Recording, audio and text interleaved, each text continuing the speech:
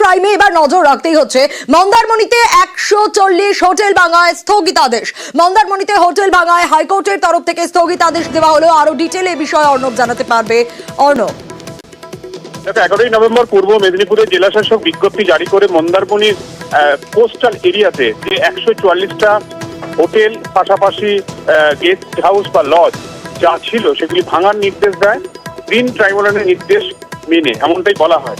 সেই বিজ্ঞপ্তি অর্থাৎ 11ই নভেম্বর 2024 সালে যে বিজ্ঞপ্তি, সেই বিজ্ঞপ্তিটার ওপর অন্তর্বর্তী স্থগিতাদেশ দিলে কলকাতা হাইকোর্ট এবং 13ই ডিসেম্বর পর্যন্ত বিচারপতি অমৃতা সিনহার নির্দেশ অনুযায়ী কোনো রকম হোটেল বা গেস্ট হাউস বা লজ ভাঙা যাবে না।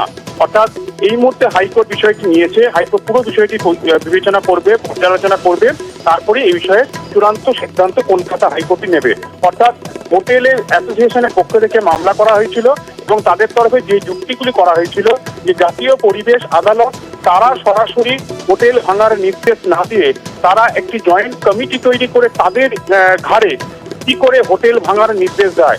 পাশাপাশি তারা এটাও জানায় জাতীয় পরিবেশ আদালতের ফরমেশন অনুযায়ী একটা জাতীয় পরিবেশ আদালতে একজন জুডিশিয়াল এক্সপার্ট মেম্বার থাকে, একজন বিশারদ, অন্য টেকনিক্যাল এক্সপার্ট থাকেন একজন। এই বিশারদদের যে কম্বিনেশন ছিল সেই কম্বিনেশনের সঠিক ছিল না। অর্থাৎ সেই জাতীয় পরিবেশ আদালতেরও ত্রুটিগত গঠন ছিল। এইরকম একাধিক বিষয় রয়েছে। একই সঙ্গে তারা জানাচ্ছে 96 সাল থেকে অনেক হোটেল সেখান থেকে রান করছে, এতদিন পরে এসে কেন সেই হোটেল ভাঙতে হবে।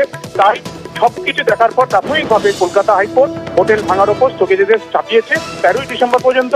10 ডিসেম্বর ফের এই মামলার শুনানি হবে কলকাতা হাইকোর্ট। একেবারে অর্ণব সঙ্গে থাকো। এবং এই যে হোটেল ভাঙার নোটিশ যখন এসেছিল সেই নোটিশ কিন্তু মুখ্যমন্ত্রীর দপ্তর কাউকে উচ্চ পর্যায়ে জানানো হয়নি এবং শীর্ষ নেতৃত্ব কাউকে না জানিয়ে এই সিদ্ধান্ত জেলা শাসকের তরফ থেকে নেওয়া হয়েছিল এবং জেলা শাসকের নোটিশেই নিষেধাজ্ঞা জারি করেছিল নবান্ন। হোটেল ভাঙার নোটিশে চরম ক্ষুব্ধ হয়েছিলেন মুখ্যমন্ত্রী মমতা বন্দ্যোপাধ্যায়। আর সে নিয়ে আরো বিস্তারিত একটু জানবো অর্ণবের কাছ থেকে। অর্ণব, সেই ছবিটা আমরা দেখেছিলাম যে যখন এই নির্দেশ জেলা শাসকের তরফ থেকে আসে এবং সেখানকার যারা হোটেল মালিকরা রয়েছেন তারা রীতিমতো চিন্তিত হয়ে পড়েন এবং মুখ্যমন্ত্রী ক্ষুব্ধ, তা স্পষ্ট বোঝা যায়। তারপরই যখন মুখ্যমন্ত্রী এই সিদ্ধান্ত নেন যে ভাঙা হবে না হোটেল, তারপর দেখা যায় যে হোটেল ব্যবসায়ীরাও একটু স্বস্তি পায়।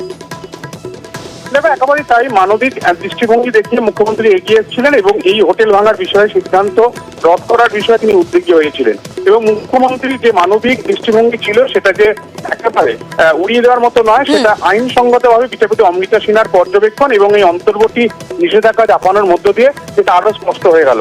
কার্যত বলা যায় একদমই বেশ।